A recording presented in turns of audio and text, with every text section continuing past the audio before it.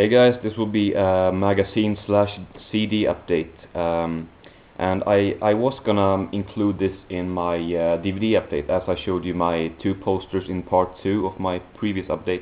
I was gonna show you these things in part 3, but it's sort of themed around my favorite band, and well, there's a lot of things I wanna say, so I decided to make a separate video. So yeah, I have one CD and 2 magazines, and they're themed, as I said, around the band A Hardcore Superstar, which I'm not sure if you remember, but I've mentioned in a lot of videos that it has been my favorite band since probably 2000, and they have recently released a new album, and here we have that. It's called Beg for It. Was released June 3rd, and I got it a few days later. Really great album, but before I'm gonna talk about this, I'm gonna talk about their previous albums and how they started. So they started in 1997, and back then they were pretty different from what they are now, but I'll get to that later. They released an album called It's Only Rock and Roll in 97, but that album is of some reason really hard to get hold of, so yeah, I don't have that one. But then in 99 they released, or in 2000 maybe, I'm not sure, but they released this Bad Sneakers and a Piña Colada, and half of the songs from this album was on It's Only Rock and Roll from 97. I'm not sure why. I think that they changed music label or company, whatever. I'm not sure if that's the reason, but so yeah. And then in 2001, I think, they released this Thank You for Letting Us Be Ourselves, which was very different from Bad Sneakers. I think they tried a few different styles, I think, but as I said, I'll get to that. And then in 2003 they released No Regrets, which is the only time that I've actually seen them live at the Swedish theme park in 2003 or 2004 maybe. Then in 2005 they released this, their self-titled album, or as I think they call it, the Black Album. And then in 2007, Dreaming in a Casket. And yeah, what I want to say about their style, it's so yeah, I said that their style changed from I'll just put them up like this. So, Bad Sneakers and a Piña Colada from 99, and then, and then Thank You from 2001. They changed style there. And then in No Regrets, they once again changed the style, sound a bit different once again, and again in 2005. But here they sort of found the style that they wanted to play. So these three, they are very similar, but these three, they are very different from each other and from these three.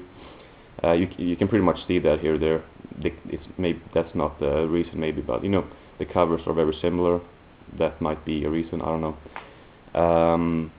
But yeah, the band members themselves, they think that the 2005 album was year zero for them, because as I said, that's when they found their right style, what they wanted to play. Yeah, and then I have a few singles of the band. Bastards, that's one of my favorite songs. Honey Tongue, this is from No Regrets. This is from, I think, Thank You. Oh yeah. And this one is from no, or maybe not from, but well, in connection or whatever with Bad Sneakers. And then this one is the single Beg for It, the newest. Yeah, the band, they play sort of right now hard rock / sleaze rock, and I've also read a few places that they play street metal, which I'm not really sure what that is.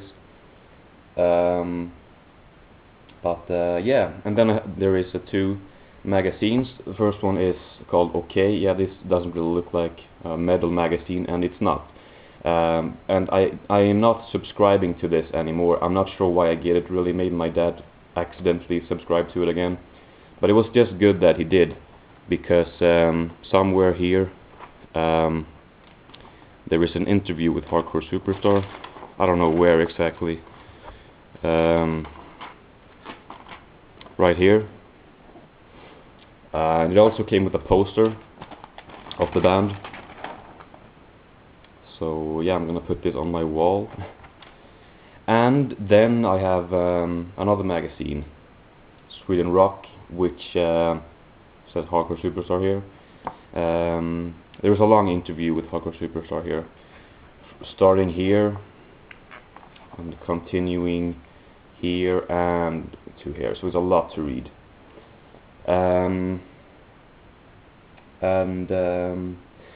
So then I wanted to talk a little bit about the new album. And I think that this album, it feels a lot more metal than any of the previous albums. And yeah, I know that the 3 first albums they're a lot calmer, a lot softer than the 3 newer ones, or the 4 first ones, sorry, is a lot calmer than the 3 new ones. But I still think that this is even more metal than Dreaming in a Casket from 2007 and their self-titled album from 2005. And I'm not sure if it's the reason, but one reason might be that they have a new guitarist in this band. I think they had the same band members all the way from 97 to 2008. Maybe they had, oh yeah, no, I think that the drummer, he joined 2 years later.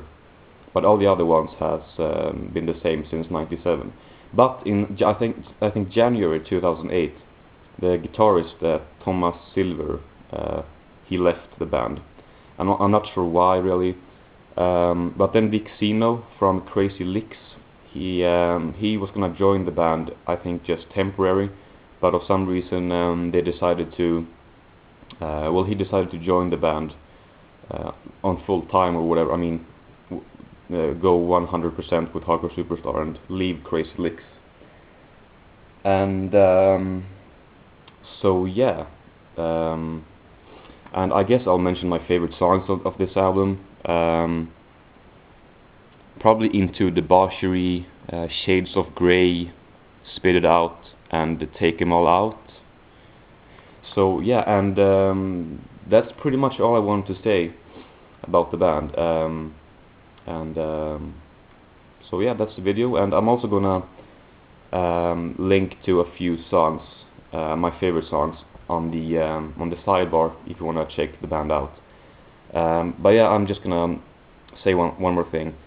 But as I said, the band thinks themselves that 2005 was year 0, but I don't really agree, because I think that their first albums, they are just as good as what they do now. I don't think they should go back, but I love all of their albums.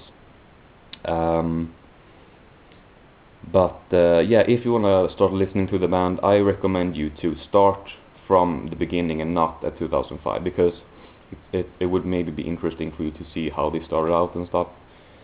So yeah, I'm gonna link a few of my favorite songs to the sidebar if you wanna listen to them. And I should just mention that, I mean, this is probably the case with music in general, not just this band, but when I first heard Dreaming in a Casket, I wasn't hugely impressed, but when I listened to it a few times, it really grew on me, and now it's one of my favorite albums probably. And same goes with this one, Beg for It. I really loved it at the beginning, but listening to it a few more times really makes you love it even more. So yeah, listen to the albums a few times, and yeah, if you have heard the band before, or if you haven't, well, tell me what you think of the band. And so yeah, I hope you enjoyed this little video, and I thank you for watching.